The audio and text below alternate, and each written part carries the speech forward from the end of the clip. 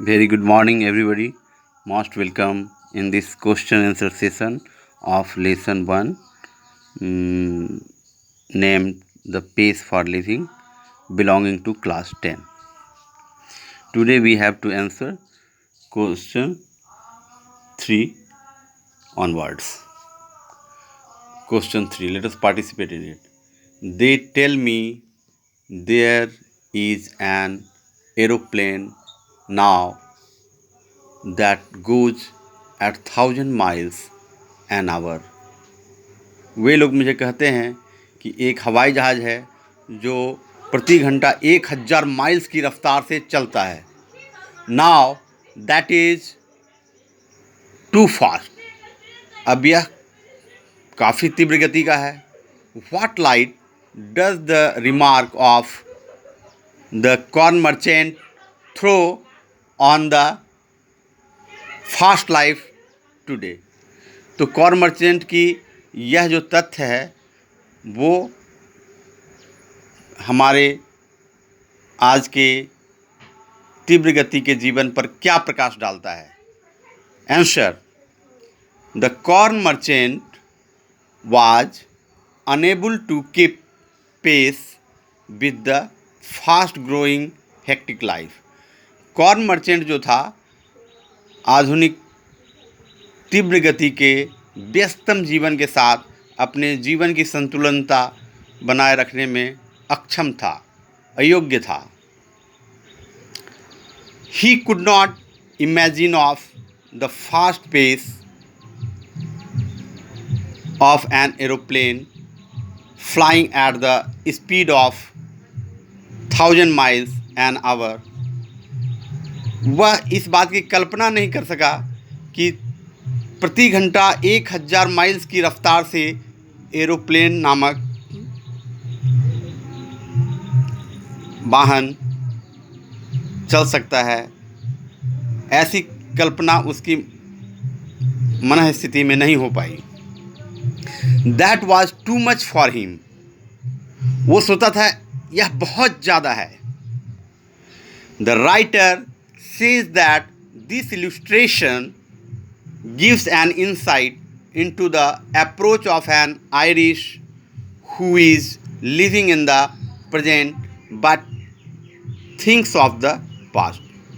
तो लेखक कहना चाहते हैं कि इस उदाहरण से हमें एक अंतर्दृष्टि प्राप्त होती है कि आयरिश लोग वर्तमान में जीते तो थे लेकिन अपनी मनःस्थिति भूतकाल की यानी प्राचीन काल की अवस्था की बनाए रखते थे, जिस कारण से विकास अवरुद्ध होता था. तो आज जैसे हम मोबाइल फ़ोन से सेकेंड में किसी भी देश में बात कर सकते हैं. अगर आज के डेट में कोई व्यक्ति विश्वास नहीं करता है तो वह प्राचीन सोच से आच्छादित है और वह अपने विकास को खुद ही अवरुद्ध कर रहा है, रोक रहा है. ऐसा कहने का उनका आशय है. तो कुछ लोग ऐसे जीवन में होते हैं जो विज्ञान की इनोवेशन को, अन्वेषण को तुरंत विश्वास नहीं कर पाते हैं, तो वो जीवन के दौर में पीछे रह जाते हैं. हमें जीवन की अन्वेषण को, इनोवेशन को स्वीकार करने के लिए तत्पर रहना चाहिए और उसी के अनुरूप हमें अपनी मनःस्थिति को ढालने का प्रयास करना चाहिए. Question 4. Who are taken to be slow thinkers? कौन लोग स्लो थिंकर्स की श्रेणी में रखे जाते हैं? How are the slow thinkers handicapped today? और आज के डेट में स्लो थिंकर्स अपंगु कैसे हैं, यानी हैंडीकैप्ड कैसे हैं? Answer: in this essay the writer has put himself in the class of slow thinkers. इस लेख में लेखक ने स्वयं को स्लो थिंकर्स की श्रेणी में रखा है, slow thinkers tribe. He says so in order to clarify the existing system of our survival exactly as per modern age relatively. वो ऐसा इसलिए कहते हैं कि वो इस बात की पुष्टि करना चाहते हैं कि वर्तमान युग में जो हम लोग जीवन यापन कर रहे हैं, तो प्राचीन काल की तुलना में वह कितना यथार्थ है, कितना परिवर्तित है। इस बात को वो यानी आधुनिक युग को उन्होंने प्राचीन काल से तुलना करते हुए हमें यह समझाने का प्रयास किया है।